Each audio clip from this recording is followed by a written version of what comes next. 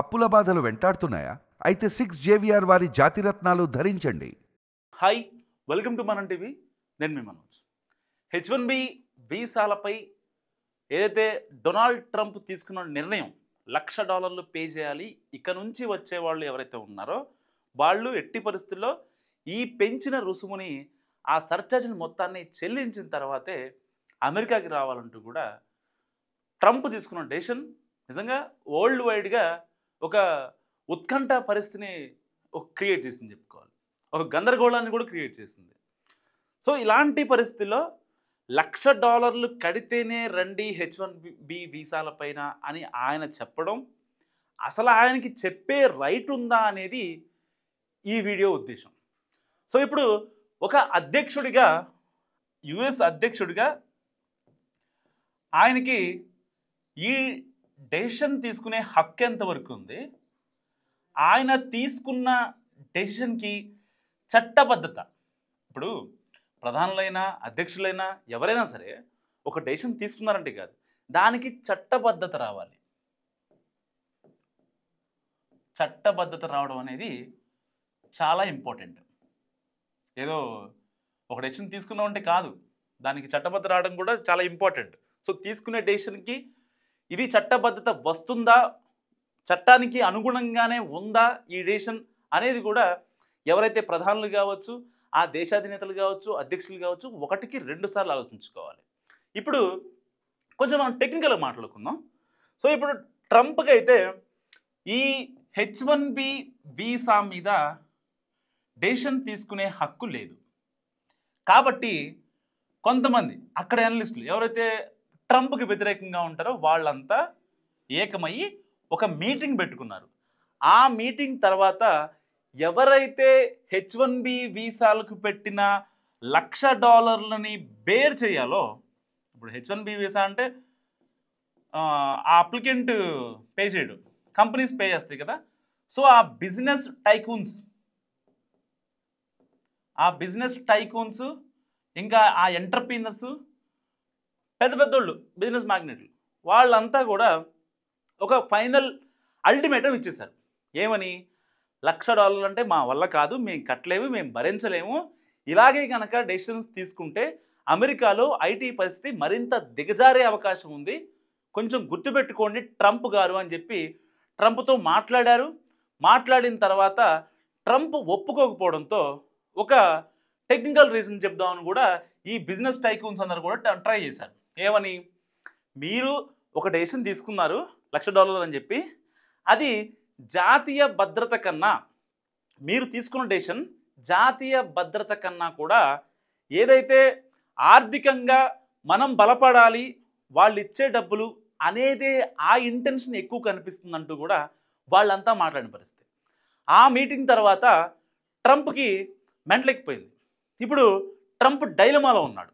ఎందుకు ఏంటి అంటే, అసలు నిజంగా ఇప్పుడు ఈ $1,00,000 కాన్సెప్ట్ పెట్టాను, రేపొద్దున వీళ్ళు సుప్రీంకోర్టుకి వెళ్ళి న్యాయ పోరాటం చేస్తే పరిస్థితి ఏంటి అనేది ఇప్పుడు ట్రంప్ మైండ్లో తిరుగుతున్న ఒక డైలమా అన్నమాట, ఒక క్వశ్చన్. సో ఇలాంటి నేపథ్యంలో ఈ బిజినెస్ టైకూన్స్ అందరూ ఎవరైతే ఉంటారో chamber of commerce, American chamber of కామర్స్కి దీనికి ఒక కంప్లైంట్ చేశారు. మా వల్ల కాదు, మేము అంత భరించలేము, గట్టిగా మాట్లాడితే అసలు ట్రంప్కి ఈ H1B వీసాలపై ఏదైతే ఇమిగ్రెంట్ వీసాలు ఉన్నాయో దానికి డెసిషన్ తీసుకునే హక్కు లేదు, అసలు ఒక 25 టైమ్స్ పెంచి ఎలా వాళ్ళందరినీ కట్టడి చేస్తాడు అనేది వీళ్ళందరూ మాట్లాడుతున్నది. సరే, ఛాంబర్ ఆఫ్ కామర్స్కి ఒక అల్టిమేటం ఇచ్చారు. ట్రంప్కి ఆ యొక్క అంటే ఆయన లిమిట్, బియాండ్ ద లిమిట్ ఆయన డెసిషన్ తీసుకున్నారని చెప్పి వీళ్ళంతా ఒక అల్టిమేటం ఇస్తే, ఇప్పుడు అక్కడి అమెరికా సుప్రీంకోర్టులో వాదనలు జరుగుతాయి మరికొద్ది గంటల్లో. ఓకేనా? సుప్రీంకోర్టులో వాదనలు జరుగుతాయి. ఒక పక్క ఛాంబర్ ఆఫ్ కామర్స్ అంటే ఈ బిజినెస్ టైకూన్స్ వీళ్ళందరూ ఉంటారు, అండ్ ఒక పక్క అమెరికా ప్రభుత్వం అంటే ట్రంప్ గారి తరపున వాదనలు వినిపిస్తారు. ఇప్పుడు ఎవరు గెలుస్తారు అంటే, ఇక్కడ ఒక రకంగా ప్రపంచవ్యాప్తంగా దీనికి న్యాయ పోరాటం అని పేరు చెప్తున్నారు, బాగానే ఉంది, న్యాయ పోరాటం. వాస్తవానికి న్యాయ పోరాటం, దీంట్లో సందేహమే లేదు. ధర్మయుద్ధం ఇది. $1,00,000 ఎవడు కడతాడు? $1,00,000 ఇప్పుడు పోనీ కొన్ని టెక్ కంపెనీలు ఉన్నాయి, ఫ్యాక్సిట్టో, డెలాయిట్టో, అమెజానో, యాక్సెంచరో, ఫ్లిప్కార్ట్ అనో, లేకపోతే ఇన్ఫోసిస్ అనో, లేకపోతే క్యాప్జెమినీ అనో కొన్ని కంపెనీస్ కట్టాయి అనుకుందాం. కొన్ని స్టార్టప్ కంపెనీస్ ఉంటాయి, వాళ్ళు $1,00,000 పే చేయాలంటే వాళ్ళకు వచ్చిన 15 మంది ఎంప్లాయీస్కి $15,00,000 పే చేయాలంటే అయ్యే పనేనా? మళ్ళీ ఇప్పుడు $15,00,000 వాళ్ళు పే చేసిన కంపెనీకి, ప్రభుత్వానికి, H1B కోసం అక్కడి ప్రభుత్వానికి పే చేసినా సరే దాంట్లో కోతలు కోసి అక్కడికి వెళ్ళిన ఎవరైతే మన ఇండియన్ ఎంప్లాయో, ఇంకొక ఎంప్లాయో ఎవరైతే ఉన్నారో వాళ్ళకి మళ్ళీ పిల్లల్ని, ఫ్యామిలీని, ఎమోషన్స్ని అన్నీ వదిలేసుకొని వెళ్ళిన ఆ అప్లికెంట్కి డబ్బులు తగ్గిస్తారు. అంతకుముందు నార్మల్గా ఇప్పుడు గంటకి సపోజ్ $100 అనుకోండి, అప్పుడేమవుద్ది, ఈ $1,00,000 ఆయన మీద ఆల్రెడీ కంపెనీ పే చేసింది కాబట్టి గంటకి మహా అయితే ఒక $20 or $30 ఇచ్చే పరిస్థితి అనమాట. అంటే ఒక రెస్టారెంట్లో, వేర్ హౌస్లో చేసే వాళ్ళకంటే ఒక $5-10 ఎక్కువ అవుతుంది. మరి దానికోసం ఆ $5-10 కోసం ఇక్కడ నుంచి ఫ్యామిలీని అంతా వదిలిపెట్టేసి అక్కడికి వెళ్ళిపోయి ఆ ఎమోషన్స్ని క్యారీ చేయలేక, పిల్లల ఫీజులు, అక్కడ వాళ్ళ మెయింటెనెన్స్లు, ఇంకా బట్టలని ఇవన్నీ ఇంట్లో బోల్డ్ ఉంటాయి కదా. ఇప్పుడు ఎక్కువగా వెళ్ళేది ఎవరు? విత్ ఫ్యామిలీతో వెళ్తారు H1B వీసా మీద, ఎవరో బ్యాచిలర్స్ ఎవరో వెళ్ళరు కదా. సో ఇలాంటి నేపథ్యంలో అసలు ఏం జరుగుద్ది? ఇప్పుడు సుప్రీంకోర్టులో న్యాయ పోరాటం జరిగితే ట్రంప్కి పాజిటివ్గా వస్తుందా, నెగిటివ్గా వస్తుందా అనేది ఇప్పుడు క్వశ్చన్ గారిగా మారింది. సరే, ఈ క్వశ్చన్స్ అన్ని పక్కన పెడితే గతంలో ఒక 7 ఏళ్ల క్రితం అనుకుంటా, నాకు సరిగ్గా గుర్తు, ఏదైతే ఈ ముస్లిం కంట్రీస్ ఉన్నాయో, ముస్లిం కంట్రీస్ వాటిపై ట్రావెల్ బ్యాన్ పెట్టాడు. ఎవరో కాదు, మన ట్రంప్ గారే. ట్రంప్ మామ తీసుకున్న డెసిషన్స్ చాలా గట్టిగా ఉంటాయి కదా. ఆయన తీసుకున్న నిర్ణయం వివాదాస్పద నిర్ణయం మాత్రమే ఆయన తీసుకుంటారు. ట్రంప్ గురించి ఒక మాటలో చెప్పాలంటే, ఈ ముస్లిం కంట్రీస్ గురించి ఆయన అప్పట్లో జాతి భద్రత అనే ఒక్క రీజన్తో మొత్తాన్ని బ్యాన్ చేశాడు. అంత గమ్మున ఒకళ్ళు ఎవరు కానీ వెళ్ళారు అంటే, నేను బ్యాన్ చేసిన ముస్లిం కంట్రీస్కి ఎవరన్నా వెళ్తే అమెరికన్ ఇమిగ్రెంట్స్ వాళ్ళకి ఇక్కడ ఉండే హక్కు లేదు, ప్రాపర్ రీజన్తో వెళ్ళాలి, అత్యవసరం ఉంటే ఎంబసీని కాంటాక్ట్ అవ్వాలి, ఏదన్నా పని ఉంటే మాతో మాట్లాడండి అని అప్పట్లో ట్రంప్ తీసుకున్న నిర్ణయం ఎంత చర్చనీయాంశమైందో ప్రపంచ దేశాలన్నిటికీ తెలుసు, పర్టికులర్గా భారతీయులకు అందరికీ తెలుసు.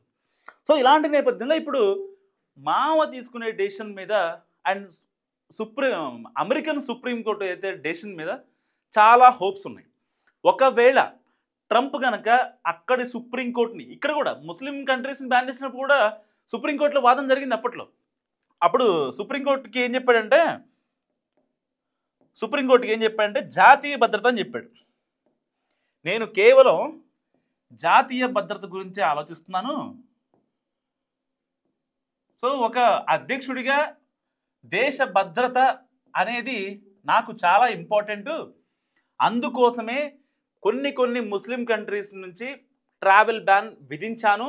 అక్కడి నుంచి మన దేశానికి ఎలాంటి అక్రమ వలసదారులు రాకూడదు, మన దేశం నుంచి అక్కడికి వెళ్ళకూడదు, ఎంత దూరంగా ఉంటే అంత మంచిది అని చెప్పి అప్పట్లో జాతీయ భద్రత అనే ఒక సింపతి కార్డ్ని యూజ్ చేసి చాలామందికి చెక్ పెట్టాడు. సో బాగానే ఉంది. సో ఇప్పుడు మరి ఈ జాతీయ భద్రత ఇక్కడ H1B వీసాలో 2 ఉన్నాయి.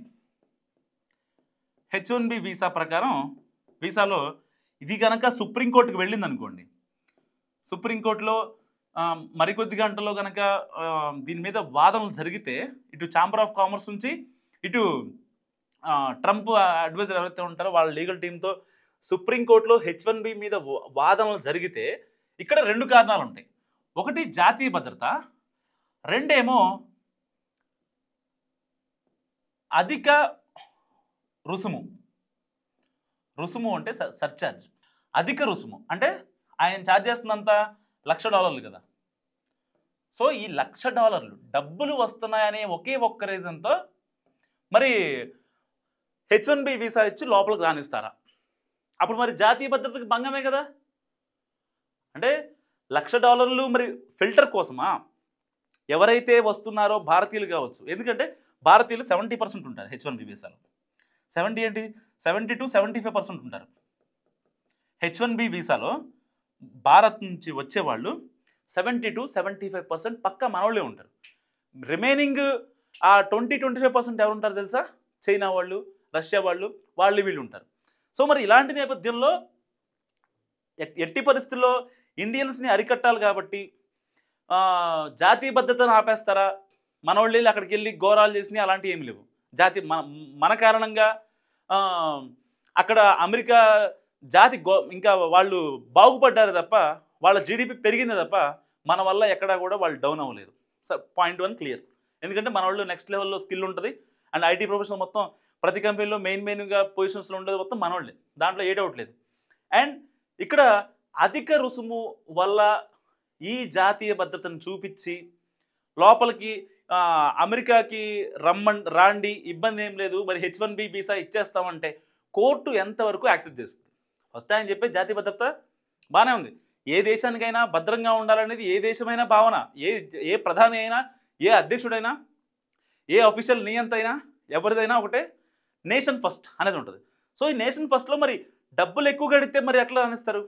అంటే ఒక ఉగ్రవాదు లేకపోతే ఇంకెవడో ఉగ్రవాద నాయకుడు అంటే అల్లర్లు క్రియేట్ చేసేవాడు, వాడు ఏదో ఒకటి జిమ్మికిల్ చేసి H1B వీసా కొట్టి $1,00,000 కంపెనీ ఎంప్లాయర్ త్రూ కట్టించి లోపలికి వచ్చి మీకు విధ్వంసాలు చేస్తే ఓకే, అప్పుడు జాతీయ భద్రతా భావం గుర్తురాదు మీకు.